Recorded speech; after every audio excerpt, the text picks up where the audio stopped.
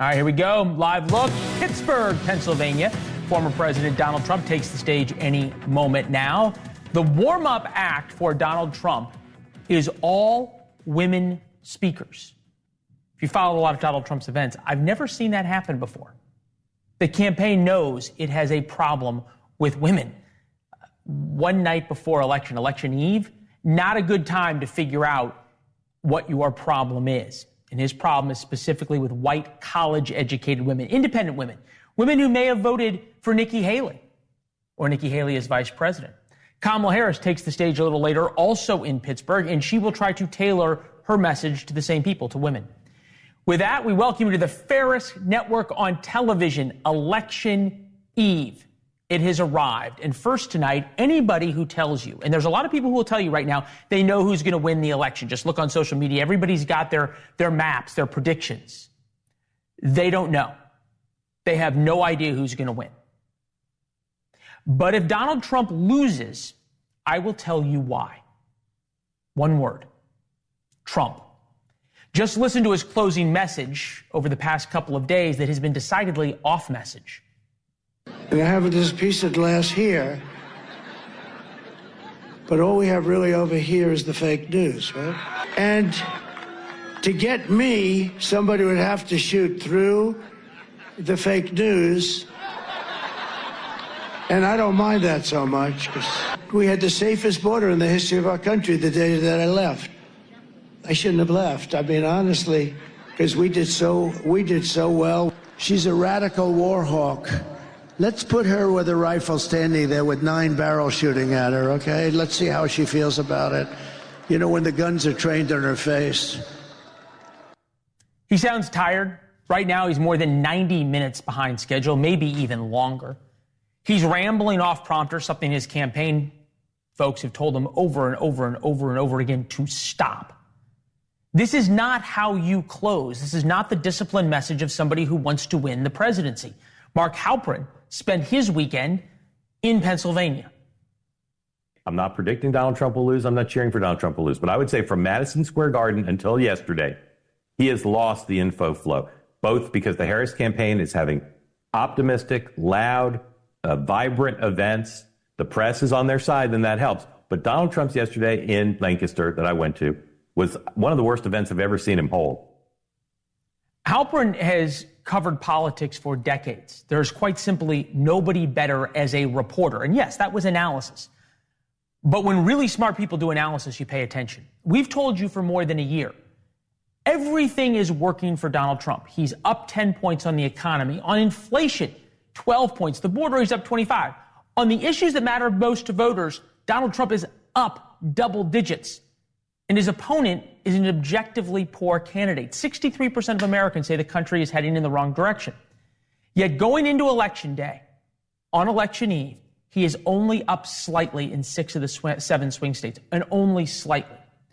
Trump might win. In fact, he is slightly favored to win by the betting markets and by our polling models. Not by much, but he is favored. He could be up 10 points, and he's not, because Donald Trump has 3 things working against him: the media, abortion, and perhaps most of all, and we are seeing this over and over and over again, himself. Bill O'Reilly is here, host of the No Spin News on BillO'Reilly.com, author of the book Confronting the President's No Spin Assessment from Washington to Biden. Good to see you, sir. On Halloween, you delivered your prediction that Donald Trump will win. That's when he still had a little bit of momentum. That was after Joe Biden's calling Trump supporters garbage. Has this weekend and the data we are seeing changed your mind at all? No, I don't think the small ball stuff is going to matter very much. And I want to point out one thing. I want you to make me a promise. You will not say 2 words in this interview. The 2 words are, we'll see. So all these television pinheads getting paid a lot of money, this is what they bring to the audience of the United States. We'll see. A 5-year-old can tell me that. All right? Give me more. All right, to answer your question. Oh, wait, you're not going to make me promise? You just said I'm supposed to make you a promise. You didn't even give me a chance. Well, I'm assuming you will, because if you don't, I'm going to mock you from here to CNN. All right? So I don't know anybody who's changed their mind about either candidate in the last week. I think that the Madison Square Garden Puerto Rican stuff hurt Trump, but Biden saved him by calling all Trump supporters garbage.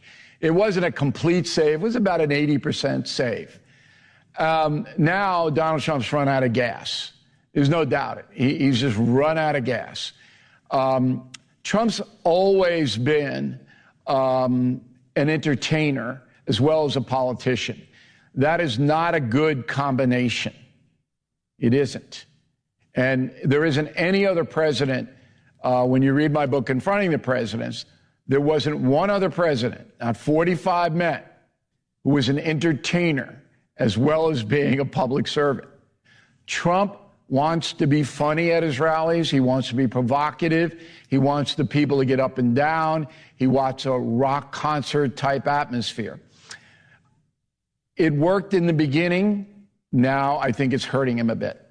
Yeah, The Atlantic, Tim Alberta had a piece out. We linked to it today in War Notes. Inside the ruthless, restless final days of the Trump campaign. The subheadline, what's discipline got to do with winning? A few things here, right? The Trump campaign denies everything in the article, but people who've covered the Trump campaign and covered Donald Trump, it reads like something that would happen every day in Trump world. The fact that people are still leaking 10 years later about it tells you so much. But that whole thing, what's discipline got to do with winning? I think what you're saying, I'll do a ... After 10 years, he still hasn't learned. Well, he doesn't want to learn. So you agree with me? So you agree with me that if he loses, it's because of himself? If I were running the Trump campaign, he'd be up by 10 points. I know that sounds ridiculous, but it's absolutely true. Because I have a good rapport with so you would Donald get Trump. Donald Trump to do the things that Chris LaCivita and Corey Lewandowski and Susie Wiles, all these other people who have told Donald Trump what to do, and he won't listen, he would listen to you. What would he be doing exactly? Yeah, because I give him a plan B. The way to approach Donald Trump is not to tell him not to do something, because then you're pretty much certain that he will do it. Mm-hmm. But a plan B he will consider, because everything's a negotiation. So, number one, The Atlantic magazine is a piece of garbage. All right, it uses anonymous sources to advance its own political agenda. No one reads it. It's responsible for a lot of false stories. And Leland, you and NewsNation should not be associated with that magazine in any way, shape, or form. More troubling is the Wall Street Journal, which is a good publication, who on its second page today put an article about how the Proud Boys are supporting Donald Trump. I think maybe there are 33 Proud Boys in the country. Most of them are probably in prison at this moment. But there's some in their mother's basements. Why would you do that? There's some in their mother's basement. There's some in their I understand people's mocking The Atlantic, and I hear you. Jeffrey Goldberg clearly has an agenda. I'm not mocking it. I'm saying it's a worthless piece of garbage. Okay, because it's dishonest. That's all. That's what it is. Now, the Wall Street Journal, though, that's a much bigger thing. And for them to focus in on the Proud Boy. Do you know any Proud Boys, Leland? Have you ever met a Proud Boy? Because I haven't. And I know thousands of people. I don't think there are any Proud Boys on Long Island or New York City. Maybe there are, but why would you devote major space in this campaign to saying a few nuts support Donald Trump? I can counter with, there are plenty of nuts supporting Kamala Harris. Why bother with this? And that's why people have tuned out. So what's happening now and for the last 5 days doesn't matter. What matters is turnout. Okay, so the idea in turnout, right, is does the turnout match what the polling is? And you and Frank Luntz discussed that during your town hall. Take a listen. It's interesting that I'm on with Bill O'Reilly. I don't know if you remember that you and I talked about this. in 2022, and I was very skeptical of how well Republicans were going to do. And he was very convinced that Republicans were going to have this big landslide. I was wrong. Yep. This is really serious. People are going to be really angry 6 days from now, really angry. And I'm afraid what's going to happen 8 or 9 days from now when people believe that they were robbed on both sides, because I can't tell. So do you have a prediction now that he will win, and if he did not win, he is robbed? No, that's irresponsible. Any rhetoric about what might happen that's negative for the country is irresponsible. So it's an emotional election. It's polarizing. There are mentally unbalanced people in this country that could do bad things. But to predict it, to hope for it, to spend time speculating about it, I think is irresponsible. I don't do that. What do you make, and it's interesting, the coverage, I think, to watch, of all of the riot preparations going on in D.C. They call it the no-scale fencing, the big fencing they put up to make it hard for people to climb outside the White House, outside the vice president's residency. They're boarding up all parts of downtown D.C. This didn't used to happen, and I know people are going to say, oh, it's because of January 6th. But there was a lot of violence on Trump's inauguration in 2017. I was there for it. There's been violence, a lot of violence during BLM in D.C. Is it that people sort of just love, and the media especially loves hyperventilating over what might happen and that violence might happen? No, there's more mental illness now. I mean, look at the violence at sporting events. We're rivaling England now in brawls in the stands and the parking lot and all of that. It's a bunch of people who are lost emotionally, and they attach themselves to a team or a politician or a cause, and when it doesn't go their way, they think they have a license to vent. So it's good that Washington, D.C. is taking precautions, which they should have done on January 6th, and Donald Trump asked them to do it on January 5th, you'll remember, okay, but they didn't. So I hope it cuts into the carjacking industry in the nation's capital with all these people on the street. Maybe we'll have a few cars that aren't stolen there because that place, Washington, is an absolute wreck, and everybody knows it. And thank you, Joe Biden, because he runs the district. If Trump gets elected, I expect that things in Washington will calm down a little bit. All right. You're going to be with us tomorrow night. Maybe. Okay. Tonight at 10 as well. Depends on, I got a lot of offers here, Leland. Okay. So I'm going to be with you if you mention confronting the presidents every 5 minutes. I mean, that's going to have to be the deal. You can tie the book in, though. Okay. Can I make one more point, or do you have to go to a break? Please, go ahead. Yeah, I cut down Luntz's time, by the way. And you cut out when I said I was wrong, but then I came back and said that was the only time. You guys cut that out. So the correlation between my book, Confronting the Presidents, and tomorrow's vote is this. No matter what happens in the vote, Americans will prevail. And that's true, because in our whole history, we have gone up, we have gone down. The worst president, James Buchanan, was followed by the best president, Abraham Lincoln. Now, I think everybody is going to experience pain if the progressives win and Kamala Harris is the president. I believe that every single American will experience personal pain from that decision, but then we'll rise again. And I think that's the attitude that has to be spoken about. That's the kind of speculation that is positive. Americans will prevail. You know, it's interesting. You stole now my E-Block segment, and I let you do it. I just like to let the viewers know. But I didn't know. Oh. So I am Karnak. I can see things that very few people can see.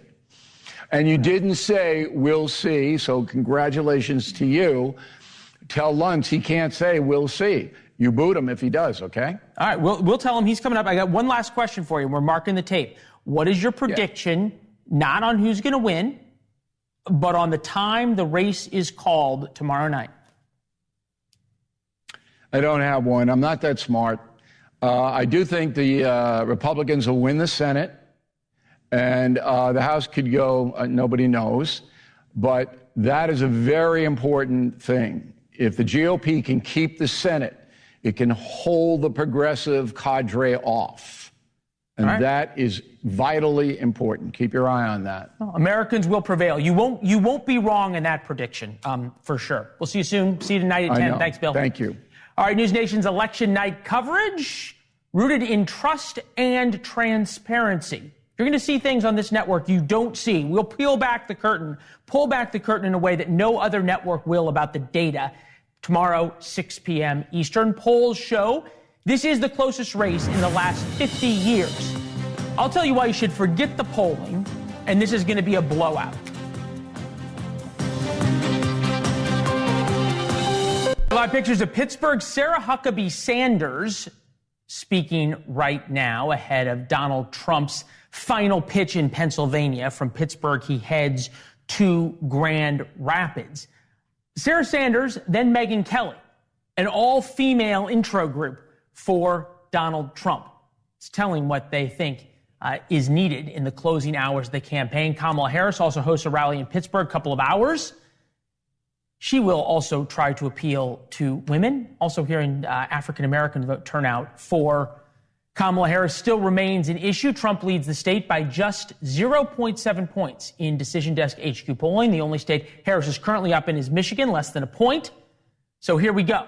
It's going to be a nail biter. Just listen to all those data nerds on TV.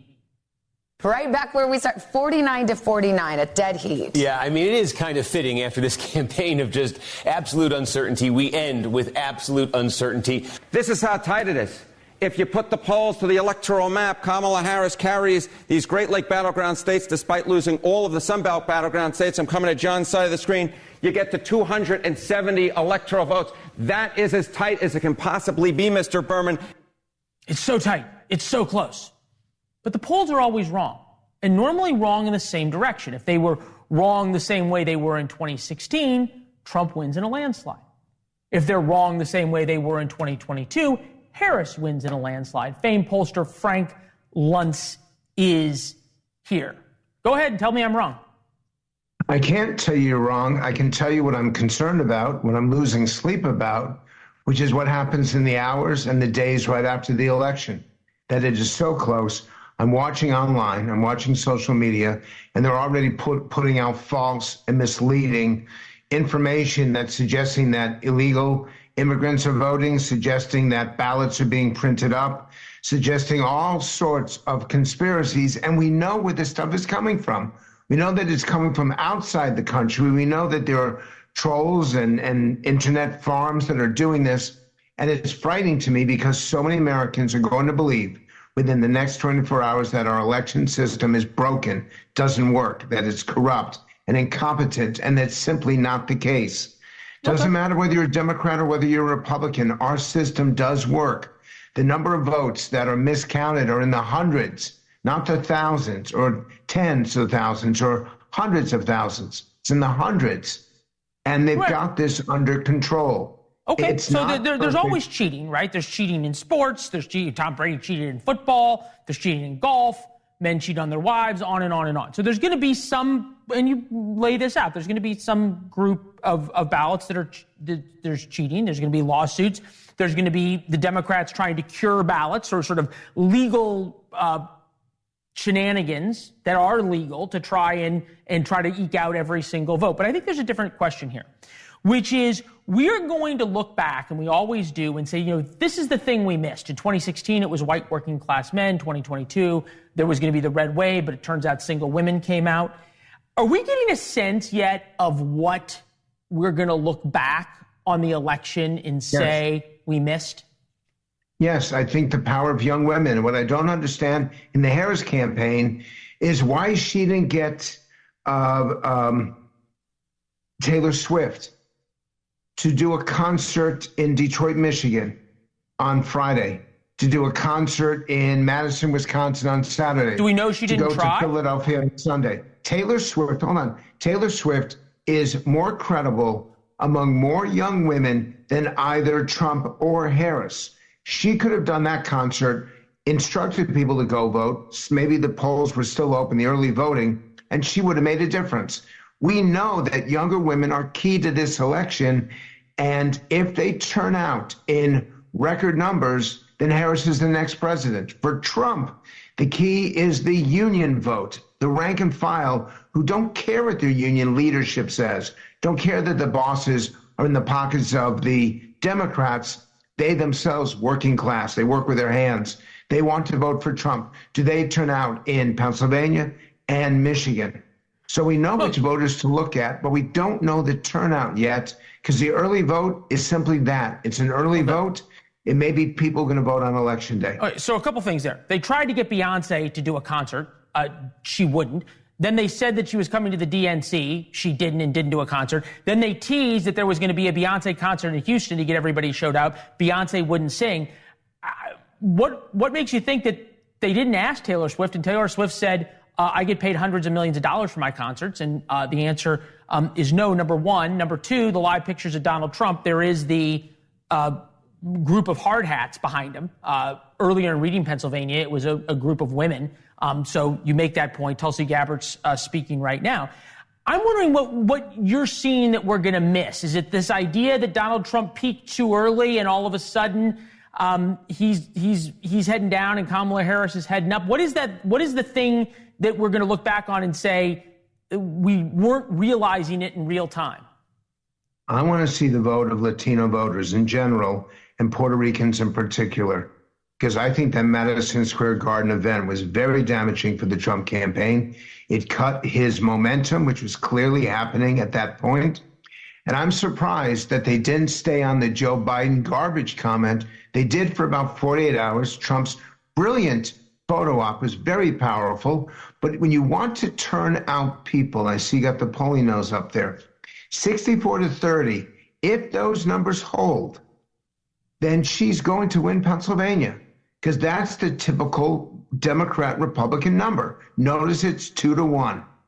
If Trump's going to win, he's got to make it less than 60-40.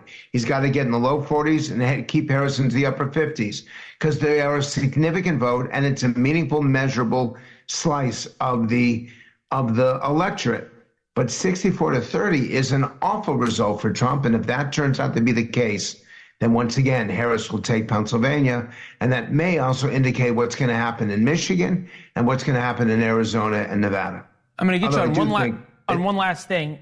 We're still watching the stage, see when Megyn Kelly comes out, which I think is interesting, that Donald Trump has picked her to make that closing argument to women. I just heard this from long time Democratic politician in Michigan, one of the sort of political observers that I trust the most. I said, fill in the blank. If Harris wins Michigan, it will be because ... He wrote back, because of independent and Republican women. Those aren't young single women. A lot of them are older women. And I'm wondering if you think Tulsi Gabbard, Megyn Kelly, Sarah Huckabee Sanders is enough tonight to try and save that group in Pennsylvania, but in Michigan where Donald Trump's going. In Michigan, Harris wins if the Arab community and the Muslim community in and around Dearborn turn out in big numbers for her. There were 100,000 who did not vote or voted present and did not cast ballots for Joe Biden earlier this year. If those people stay home, Trump wins Michigan, and that's the whole election right there.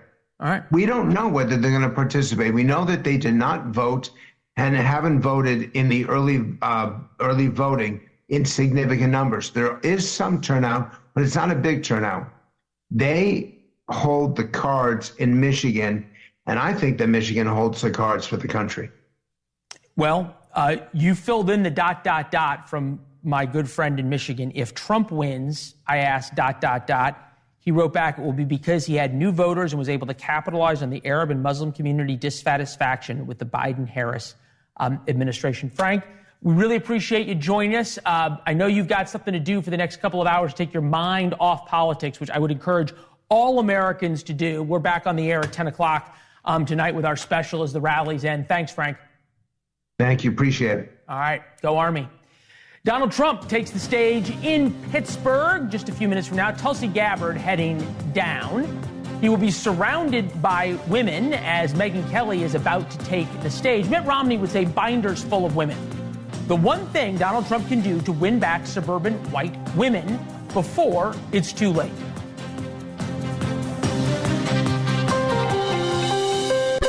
Pittsburgh, Pennsylvania, once again, Donald Trump makes his second to last appearance of the campaign. Trump's being introduced by some of the most notable women in conservative circles. Danica Patrick, the former race car driver. Sage Steele, the former ESPN commentator who's become a huge fan of Donald Trump. Tulsi Gabbard, former Democratic congresswoman from Ohio. Governor Sarah Huckabee Sanders of the state of Arkansas, Trump's one-time press secretary. And this is a new one. Megyn Kelly, who famously, shall we say, asked Donald Trump a question once back in the debate in 2015. She and Donald Trump were like this. And now she's introducing him and endorsing him. Times change. Looking at that lineup, one might suspect that Team Trump knows they are having some trouble with female voters in swing states. Leland Vittert is with us, host of MIT's Data Science Nation podcast. Is with us, also professor of data science at Washington University, Decision Desk HQ, data science team, and as Blake Berman noted, the much smarter of the two Vittert siblings. Is Monday night, election eve, a little too early, or too late, I should say, to realize you have a problem with women for Donald Trump? I mean, I'm going to have to take the other side of this. I think the Trump campaign's a little bit a victim of Democrat propaganda right here. I mean, if you look at the Pennsylvania early vote for women, 56% of women are early voters. It was 57% in 2020 and 2022. So when we show these huge differences in numbers among the amount of women versus the amount of men voting, it's not like it's changed from 2022 and 2020. So I think this huge sort of alarm bells being sent about women are a little bit of Democrat propaganda. All right, Donald Trump is walking out. Is that Trump right there? Yeah, it is Donald Trump right there. Guys, we're going to turn up the volume a little bit. All right, so God Bless the USA. Lee Greenwood is playing. He's meeting and greeting some of the union workers in the hard hats. We'll see if he puts a hard hat on like he did in a rally to great applause in West Virginia at one point. I guess, Liberty, the question would be, though, is the margins of women voters different? Are women supporting Harris in a larger margin, say, than women supported Joe Biden over Donald Trump? I mean, first of all, we have no idea who's voting for who in early votes. We can just see how many women versus how many men and what the early vote is.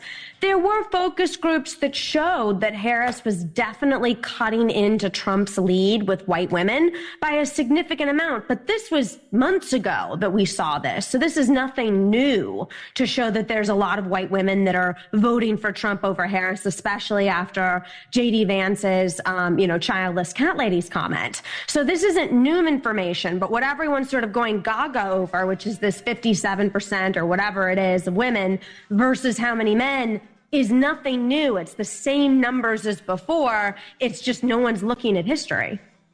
Well, Donald Trump has said this is his last race, so this makes it his second to last rally. And you can imagine the thoughts that are going through his mind right now as he is contemplating that. He's going to close in Grand Rapids, Michigan, as he did in 2016, in 2020 as well. We'll see if they can get somebody to take the sign down in front of the pool camera or see if we can get a different feed. Sound's wrapping up. Donald Trump on the stump. We'll figure out what happened to Megyn Kelly. Liberty will listen in.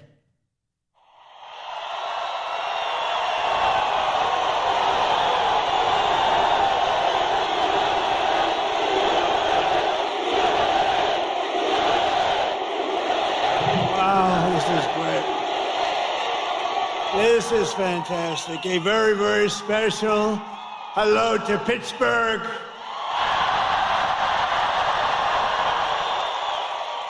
And Pennsylvania. I went to school in Pennsylvania. I know everything about Pennsylvania. I love Pennsylvania.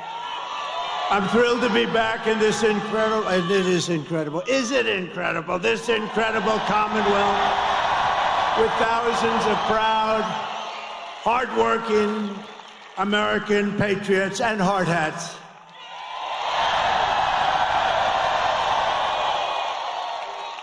People have no idea how smart they are. The greatest. These are great people, let me tell you. I love them.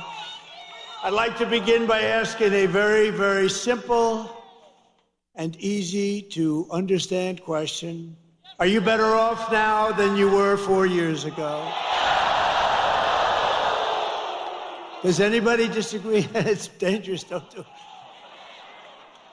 But over the past 4 years, Americans have suffered one catastrophic failure, betrayal, and humiliation after another. Kamala Harris has delivered soaring prices and economic anguish at home, war and chaos abroad, and nation-destroying invasion on our southern border like nobody's ever seen before. She's actually a disaster. My message to Americans tonight is simple. We do not have to live this way. We don't. We don't. And we won't. We won't. We do not have to settle for weakness, incompetence, decline, and decay. With your vote tomorrow, we can fix every single problem our country faces and lead America, and indeed the whole world, to new heights of glory. And we'll help the world. A lot of people think we're isolationists. We're not. But we want the world to appreciate what we're doing.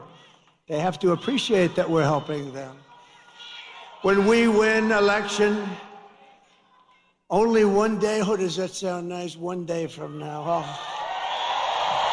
We've been waiting for 4 years for this. 4 years.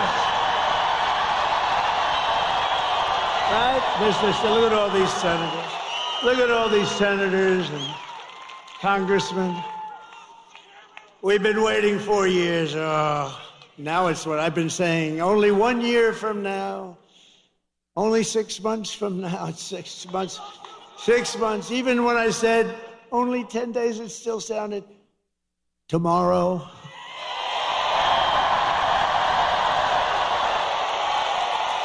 I will end inflation. I will stop the invasion of criminals coming across our border, and we will stop it rapidly. I will strengthen our military. And as you know, we totally rebuilt our military, but now it needs a little strengthening after giving a big chunk of it to Afghanistan. Figure that out. Figure that one out. I will restore peace in the world, and I will rescue the American dream. Together, we will begin the 4 greatest years in the history of our country, and we will launch the most extraordinary economic boom the world has ever seen, and we'll do it by utilizing the assets that we have. If you vote for Kamala, you will have 4 more years of misery, failure, and disaster. Our country may never recover. Vote for me, and I will deliver rising wages, soaring income, and a colossal surge of jobs, wealth, and opportunity for Americans of every race, religion, color, and creed, every one of them. A vote for Trump means your groceries will be cheaper. So many people mention, I go in, so many people mention groceries, that beautiful but simple word, groceries. Sir, my groceries. You don't think of it that way, but that's what they mention more than anything, my groceries. Your paychecks will be higher, your streets will be safer and cleaner, your communities will be richer, and your future will be brighter than ever before.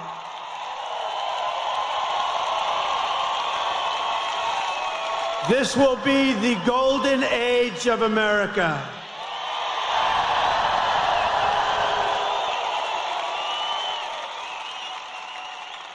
Just a few months ago, in a beautiful field in Pennsylvania, not far from where we are tonight, an assassin tried to stop our movement.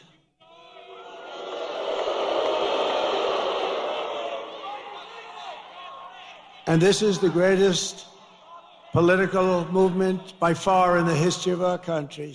Tried to stop it. But that brush with death did not stop us. It only made us more determined to finish the job that we had only just started.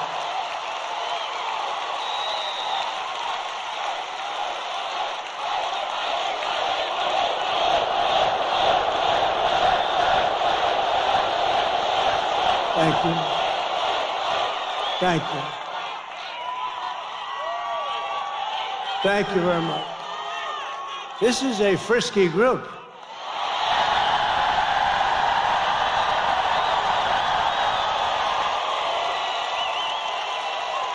Many people say that God saved me in order to save America.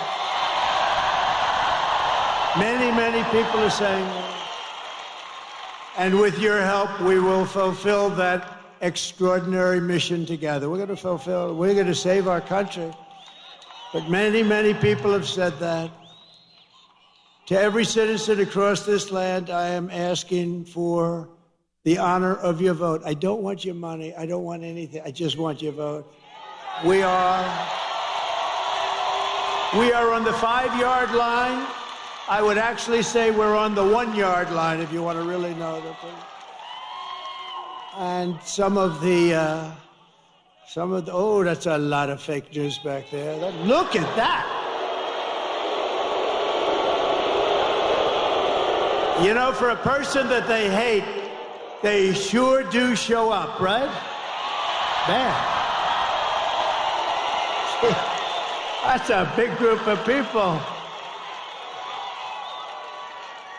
Some are actually good, and some are just absolutely terrible.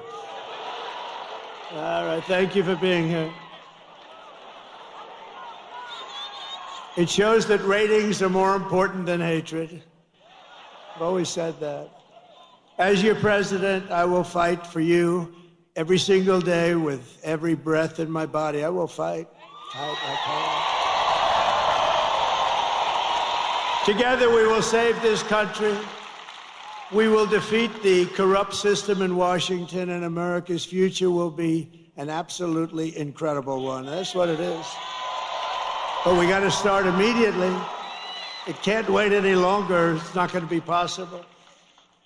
This is all you really need to know. It's simple, not particularly beautiful as a statement, but very simple. It's Kamala broke it. I will fix it.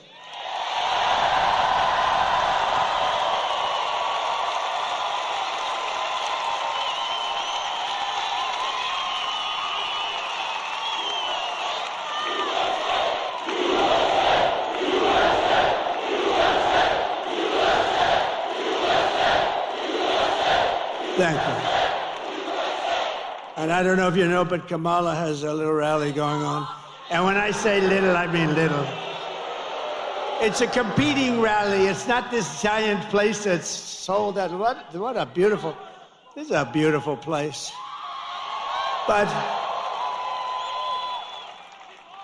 And it's quite embarrassing. It's all over the internet. She's screaming. And the people, it's about 100 people, they're not moving. They just want to go home, just be gone. It's not quite this.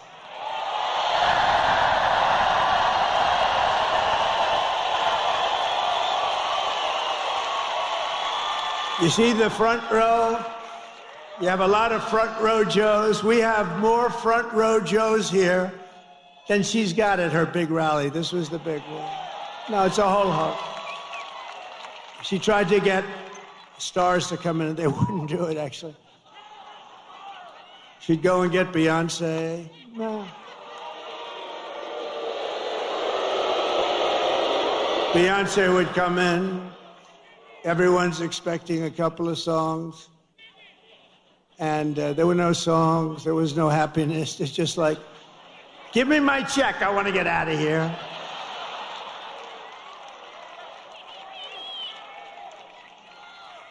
But you always put the star. She should have learned this from Crooked Hillary. Always put the star after you. That way the people stay.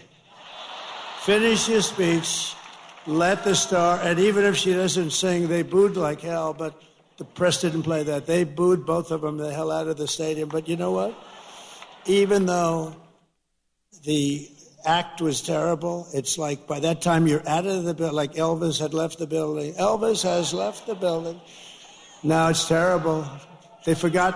They obviously forgot to get a star tonight, but we don't need a star. We don't need stars. I never had a star. No.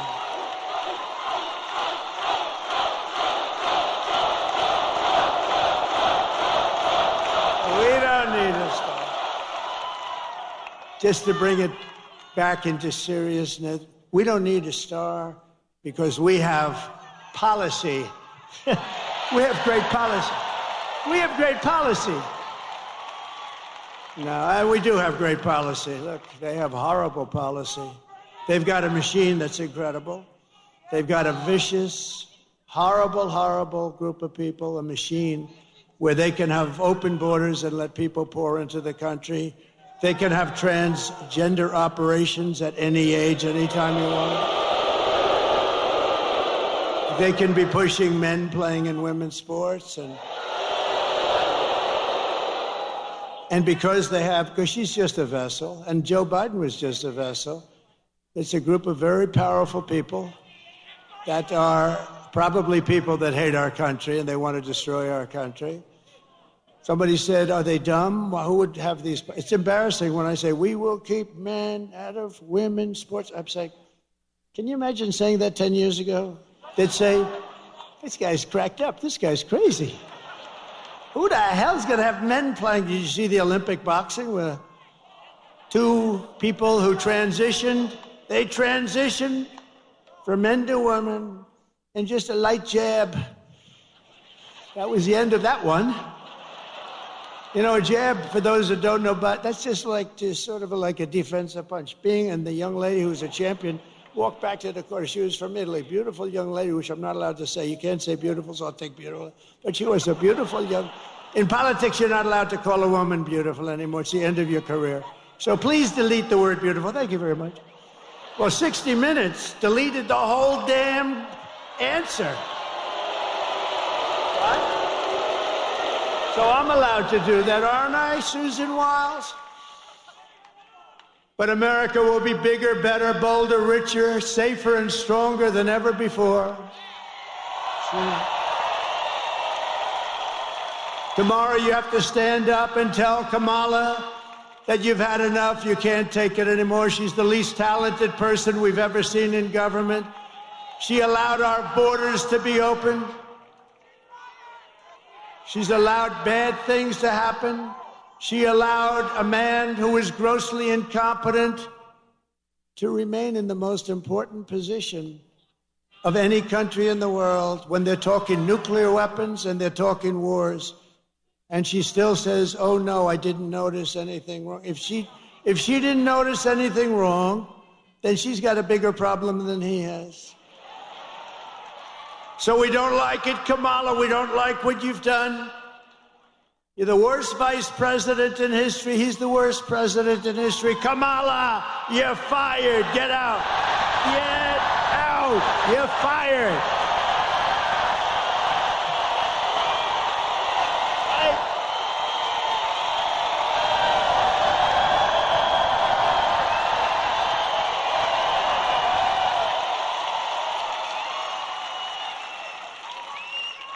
See, I consider all those guys back there with the big muscles, and it's not my thing, but I consider them really beautiful to me. They're beautiful people, and they are productive people. They make our country work and run. They built our country. They did.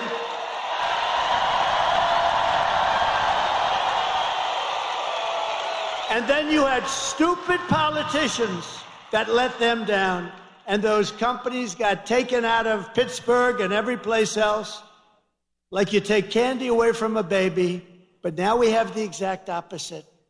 If we win Pennsylvania, we will win the whole thing. It's very simple.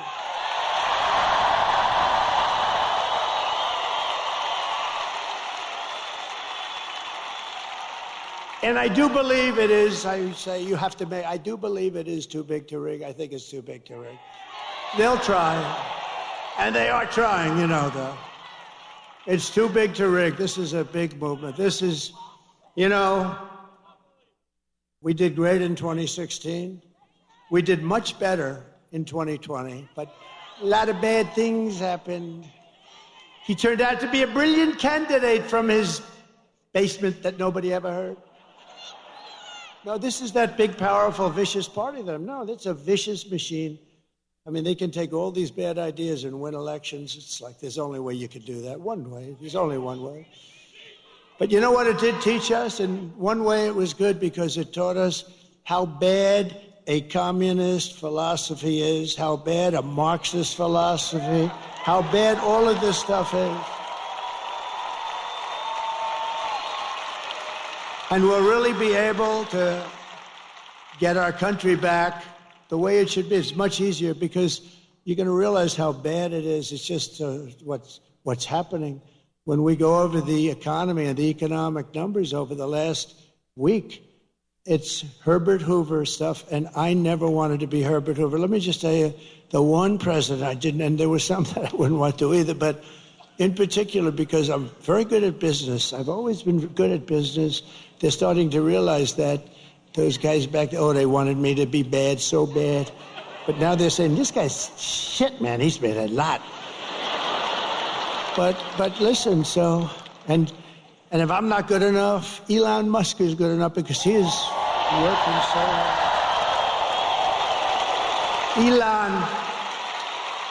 Elon with that rocket. Think of that rocket 2 weeks ago coming down and those engines are blasting. And I said, man, a few days ago it left. It was a beautiful crystal white. Now it's all like fire blazing. They know about that. Like it went through a steel furnace, by the way, but that's what it did. 10,000 degrees coming down at like 20,000 miles an hour. So think of it, a car's going 90, you're going, this is like 20,000 miles coming down, 22-story building. Then it stops, starts flipping around, starts finding this crazy site in the middle of wherever it was. And I told this story, I hope I don't bore you with it, but I had this guy on the phone. I told it at another rally, and I don't want to bore. Did anybody hear this story? Should I tell it again? It's quick. I hate to tell it again. I hate to double up, but this is so I'm talking to this guy, one of the most important people in the nation, in his mind, only in his mind. And because I was president, and they say most likely like about a 96.2% chance. But we can't remember, if you remember 2016, I was given a 3% chance of winning. And then I won Florida, and it went to, think of it. So she was at 97, and I was at 3. Then I won Florida, she went down to 92. Then I won Georgia, then I won North Carolina, then I won South Carolina, then I ran the whole East Coast. And then people started going crazy. Remember the woman with the glasses and that big head of hair? She was screaming. I said to my beautiful wife, why is she screaming? We're going to make America great. Why is she screaming? But she was not too happy. I wonder whatever happened to that woman. She became famous. They were going crazy. Then she had a 55% chance. Then it was a 49%. They weren't crazy. But that was something. So based on what I'm hearing, he's at right now 4%. She's at 4%. And so we never want to take anything for granted. But we're really doing well. If you vote, here's the story. We have the ball. It's ours to win. The only thing I ask is that you go out and vote. Because if you vote, you're going to win.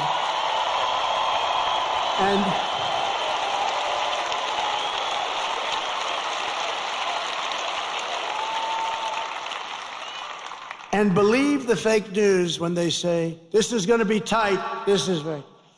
It's really not tight. But they want to do that because they want to get ratings. They want everybody to watch. But you got to do this. You got to just forget those people because they don't tell the truth, okay? Just No. Well, actually, I didn't even correct him because it's actually better if let everyone think it's going to be tight as hell. But whether it is or not doesn't matter. You have to go out and we have to swamp them. Everybody's got to vote.